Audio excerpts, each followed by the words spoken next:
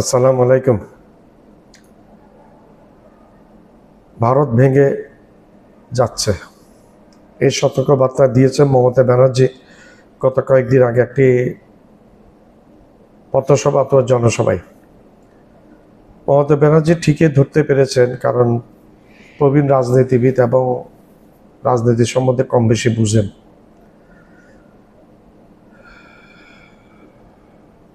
মমতা ব্যানার্জি সতর্ক করেছেন, হুঁশিয়ার দিয়েছেন নরেন্দ্র মোদীকে, বিজেপি সরকারকে। ঠিক 2.5 বছর 3 বছর আগে একই কথা বলেছিলেন প্রথমে বারাক ওবামা, মার্কিন সাবেক প্রেসিডেন্ট। উনি বারাক ওবামা বলেছেন ভারতে যেভাবে সংখ্যালঘু নির্যাতন হচ্ছে, নিগৃহীত হচ্ছে সংখ্যালঘুরা, এইভাবে চলতে থাকলে ভারত অচিরেই ভেঙে টুকরো টুকরো হয়ে যাবে।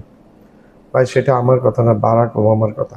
পরবর্তীতে গত কয়েকদিন আগে এটা বলেছেন মমতা ব্যানার্জি।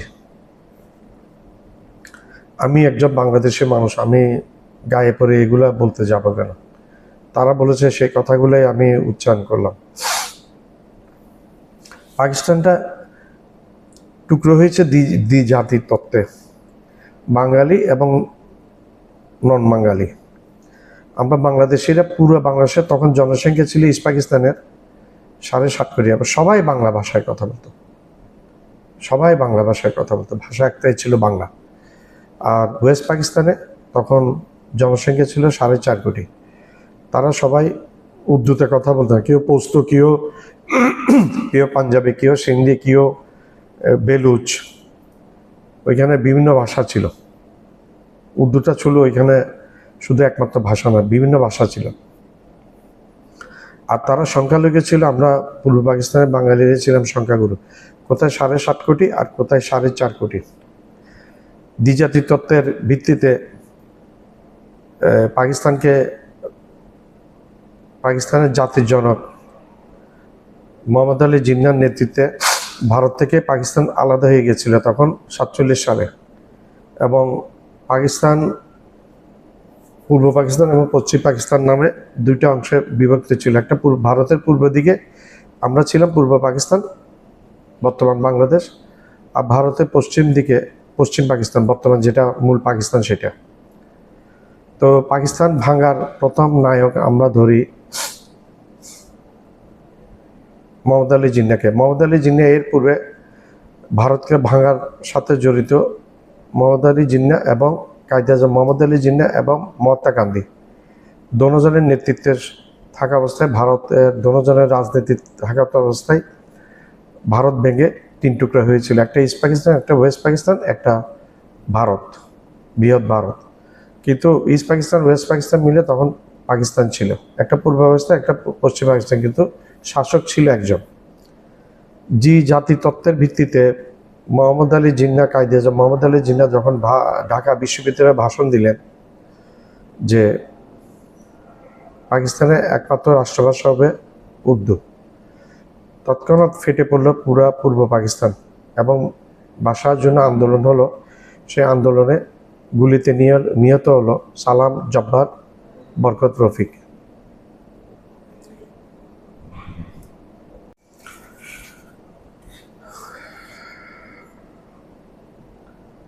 তখন এই দ্বিজাতি তত্ত্বের বিষটা ছড়িয়ে দিল কায়েদে আজম মোহাম্মদ আলী জিন্নাহ। এবং এরপরে দেশে আন্দোলন শুরু হয়ে গেল, ভাষা আন্দোলন হলো, প্রাণ হারালো সালাম, বরকত, জব্বার, রফিক। এবং এই ভাষা আন্দোলন 21শে ফেব্রুয়ারিতে প্রাণ হারালো তারা। সেই ভাষা আন্দোলনের দিনটি এখন বর্তমানে ভাষা দিবস হিসেবে জাতিসংঘের স্বীকৃতি পেয়েছে। সারা বিশ্বে এখন পালিত হয় ভাষা দিবস। বিশ্বের মধ্যে একমাত্র বাংলাদেশে একটি দেশ যে যারা ভাষার জন্য, নিজের মাতৃভাষার জন্য প্রাণ দিয়েছে, আর কোনো নজির নেই দ্বিতীয়। এখন এটা করাতে জিন্নাহ বীজটা বপন করে গেছে, এরপরে সেটাই ফলো করে গেছে পশ্চিম পাকিস্তানের শাসকরা। এবং জুলফিকার আলী ভুট্টোর কারণে বাংলাদেশটা আলাদা হয়েছে পশ্চিম পাকিস্তান থেকে, পূর্ব পাকিস্তানটা।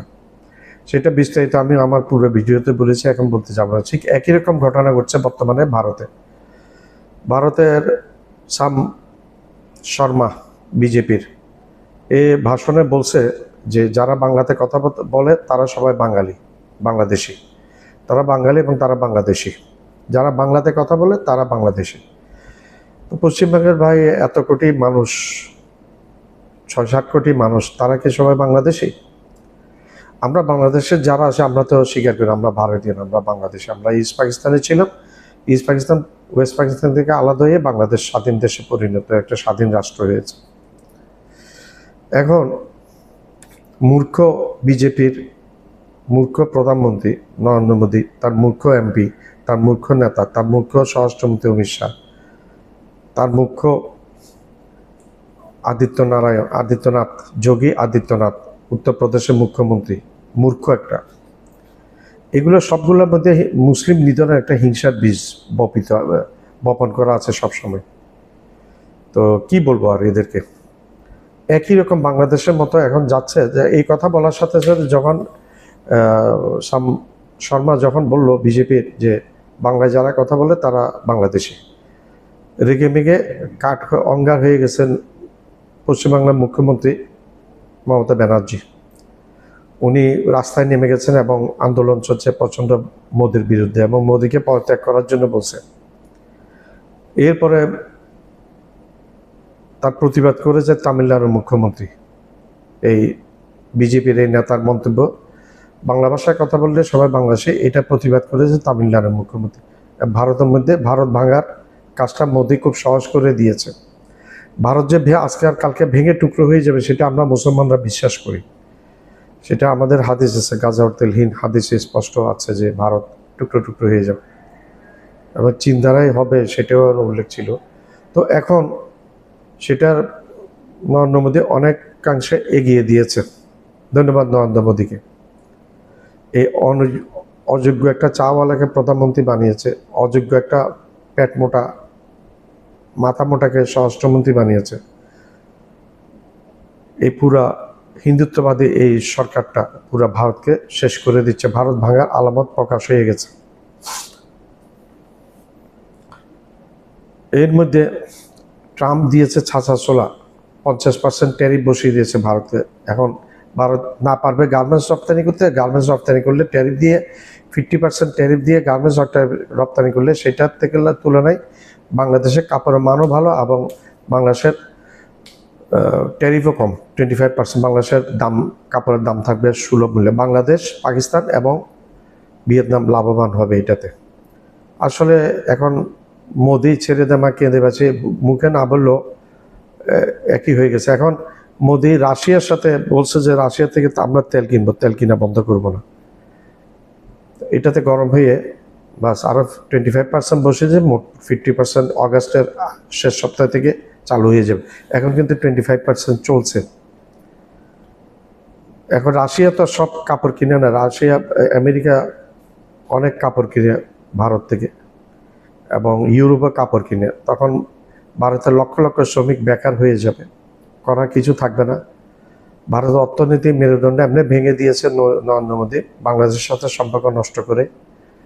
এখন পাকিস্তানের সাথেও সম্পর্ক চরম খারাপ। পাকিস্তানের সেনাপ্রধান বলছে যে সিন্ধু নদীতে যে বাঁধ দিবে ভারত, সে বাঁধটা রেডি হওয়ার পরে আমরা 6টা মিসাইল মেরে ওইটাকে ধ্বংস করে দিব। সিন্ধু নদী ভারতের একার সম্পত্তি না। এবং এইটাও বলেছে জেনারেল আসিফ মুনির, ফিল্ড মার্শাল আসিফ মুনির আমেরিকাতে বসে, যে বেশি বাড়াবাড়ি করলে পাকিস্তান নিজেও ডুববে এবং পাকিস্তান অর্ধেক বিশ্বকে নিয়ে ডুবে যাবে। এটাতে ভারতের মাথা মোটাদের যদি বুঝার কিছু বাকি থাকে তাহলে বুঝবে না, আর যদি বুঝার সামর্থ্য থাকে তাহলে বুঝবে। ধন্যবাদ। আমার চ্যানেলটা লাইক করবেন, সাবস্ক্রাইব করবেন, শেয়ার করবেন, বেল আইকনটা প্রেস করবেন। সাবস্ক্রাইব করতে ভুলবেন না।